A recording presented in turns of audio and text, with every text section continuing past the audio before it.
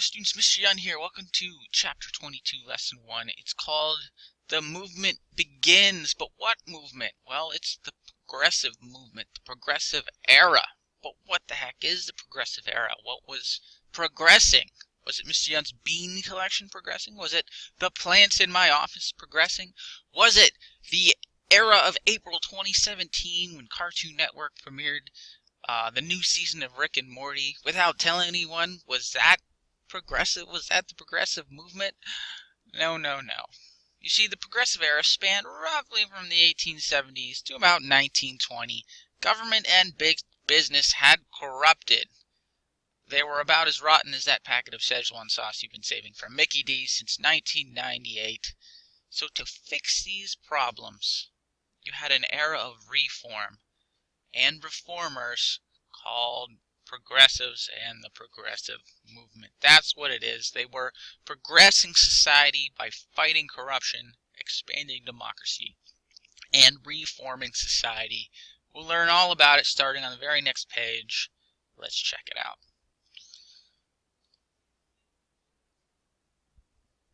Okay, so I'm gonna move my little head box here. Wham. Alright, as I mentioned, there were calls for reform beginning really in the late 1800s. And these people were called progressives, and they sought to reform government and big business that were taking advantage of the common man.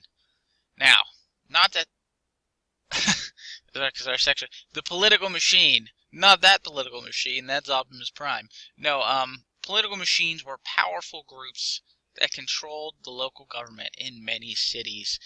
They controlled jobs and services there. The guy in charge was the boss. These bosses, so like a political boss, these bosses were often the common man's closest link to government. However, these bosses were very often corrupt. For example, they took bribes from landlords to pass their buildings even though there were building code violations. So like landlords from tenements bribing political bosses to pass their buildings through inspection. They would accept money from businesses so that they could do business with the city. They also take what was called kickbacks. A kickback is, say, I'm in charge of the city of Pittsburgh and I hire a construction company to build a new bridge, and I let them overcharge me, and they take a portion of that very large profit they made and kick it back to me. So it's just another way to legally make money. That's a kickback. So the most famous political boss was a guy named Boss Tweed, William Tweed. He ran the Democratic Party in the city of New York during the late 1800s. His gang of officials, his little corrupt ring, was called the Tweed Ring. Boss Tweed controlled the police, courts, even the newspapers. Not all of them, but some of the newspapers. Organizations, as a result, began to form to take out these political machines. It's almost like this elitist group that runs the city. And some towns fought corruption by replacing, say, a mayor who had like executive power in a city with a council of commissioners, thereby kind of spreading the power and not facilitating corruption. Alright, tackling the spoil system. Back when we learned about Andrew Jackson, we learned about the spoil system, basically where an elected official gives government jobs to his friends and people that supported him. Well, this existed at all levels of government, not just the presidency, leading to corruption as well as unqualified people in a number of government positions, a great many in fact. President Rutherford B. Hayes tried to change the spoil system in 1870 and failed. James Garfield took office as president in 1881, and he too tried to fix the spoil system until he was assassinated by a man who was angry that Garfield had not given him a job using the spoil system. Oh boy, there he is, the assassin himself, Charles J. Goodyear. He killed Garfield. His own family said he was crazy long before that. Now, Chester Arthur was now president and sought to end the spoil system right away. He pushed Congress to pass the Pendleton Act in 1883, which set up a civil service commission that would test people for government jobs. This way you wouldn't have totally incompetent people in position in government. By 1900, the commission controlled government jobs for the most part, and the spoil system had been largely eradicated. So, hey, mission accomplished. Good job. Alright, controlling business. Remember the big business of railroads and the trusts that controlled whole industries? We talked about all that in the last chapter, I think. Well, the regular folk in the country did not like all these trusts and monopolies. In 1890, the Sherman Antitrust Act, which we had mentioned, it was passed to begin regulating business. Ironically, the act wasn't used against trusts much in the 90s, the 1890s, but against unions. So it wasn't until the next decade, we get in the 1900s, that the law is actually used the way it was intended. Now, in the late 1800s, the railroad industry was an oligopoly, which is like a monopoly, except it's a few people instead of just one person. So you had very few companies controlling the entire railroad industry. These few companies were working together to keep prices high so that they could make more money. In 1887, Congress passed the Interstate Commerce Act, requiring railroads to charge a reasonable and just rate. They then set up the Interstate Commerce Commission to oversee their prices and also later regulate the trucking industry. They're still around. There they are, Interstate Commerce Commission. Shazam! Cool seal. Alright, in general, consumers did not like tariffs. We're moving on to tariffs now. Under President McKinley, a Republican president, a high tariff had been passed. The general idea was to help domestic producers, people in the United States making goods, by making foreign goods more expensive. However, in general, consumers did not like high tariffs because they tend to raise prices for all goods. So prices just raise. As a result, they sent many Democrats to Congress who opposed the tariffs, and they even elected a Democrat president, President Grover Cleveland, in 1893. He was an anti-tariff president. Here's a cool Grover Cleveland quote. Though the people support the government should not support the people.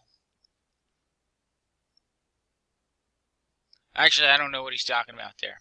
Crazy. I thought it said should support the people. Grover Cleveland, you're kind of a jerk. That's my professional opinion as a history teacher. Alright, the new reformers. So two main thought processes framed the movement for reform in the progressive era. Well, progressivism, of course, we'll be talking about it, but also socialism.